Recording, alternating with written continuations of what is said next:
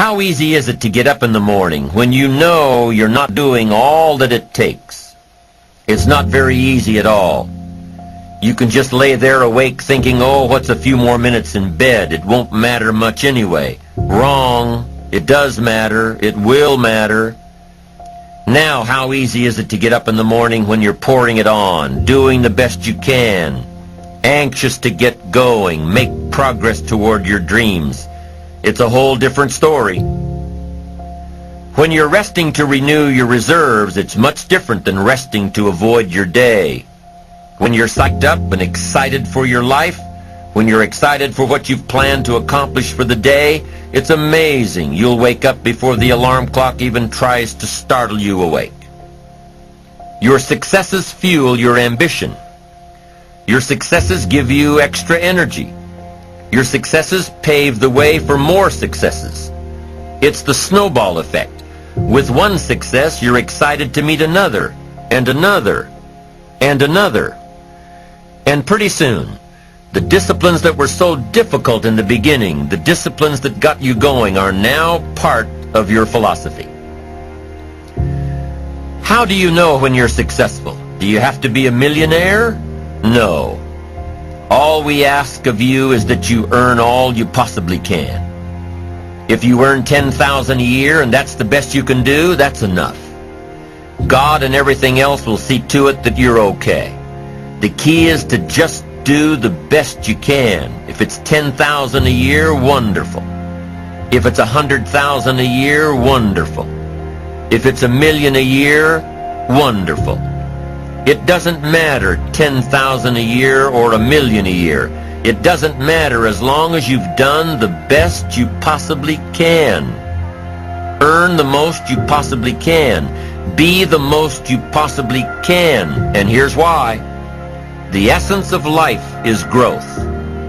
The essence of life is growth, to do the best you can. And here's what's interesting. Humans are the only life form that will do less than they possibly can.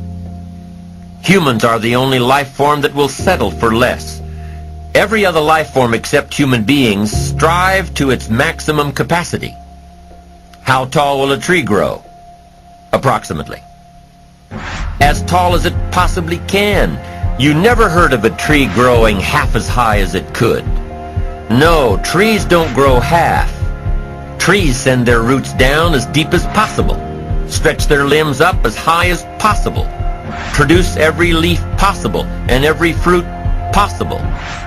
As a matter of fact, you never heard of a human physically growing half. We keep growing until we're done. Now that's a part of life we can't control. It's genetically coded. And that's probably why we keep growing till we're done. Because we can't control that part. It's the rest of our growing that we control. The growing of our minds, the expansion of our minds, that we can control. And that's what tends to get away from us. All life forms inherently strive to their max except human beings. Now, why wouldn't human beings strive to their maximum possibility? Here's why. Because we've been given the dignity of choice. It makes us different than alligators and trees and birds. The dignity of choice makes us different than all other life forms. And here's the choice. To become part of what we could be, enough to get by, or to become all that we can be. My best advice for you is to choose the all. Earn all you can. Make all the friends you can. Read as many books as you can. Develop as many skills as you can. See as much as possible. Do as much as possible. Make as much fortune as possible. Give as much of it away as possible. The max. There's no life like it. I'm telling you, once I got on track, I've never looked back. Pick up the challenge. Go for it. Take the best of the two easies. Take the route of it's easy to get ahead. It's easy to do all you can. It's easy to succeed. It's easy to have financial freedom. The more you do, the more you get. So the two primary benefits of positive reinforcement are, number one, to build good habits, and number two, to create more energy to fuel your ambitions, your desires, your achievements. How can you isolate what's working for you and what isn't? How can you make sure that you are reinforcing your positive disciplines? Well, if it isn't apparent, easy to see right away, if what you're doing is happening in such small increments that you're not sure if you're on track, then you need to be writing it down. You need to keep a journal anyway. But if you really aren't sure that what you're doing is making measurable progress, you need to keep a written record. You need to write down everything that may be relevant in your day. What you did, who you saw, what you felt, how it may or may not affect you now and in the future. The best way to track your activities of the day is to write them down. The best way to track your activities of the week is to write them down. The best way to analyze your progress through the year is to have written it down. Why? So you can look back on it. Because by keeping a written record of your life, you will be more accountable. By putting into writing the action steps that you have planned, you will easily see what works and what doesn't.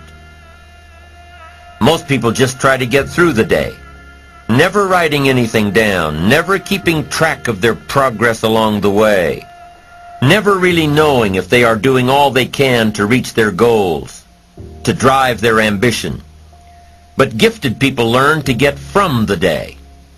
They don't let a day end without picking up some valuable experience, some emotional content, some idea that may positively affect their future. To get the most from a day, to learn the most from a day, you need to be able to reflect on the day. And how can you reflect on a day unless you record it in history?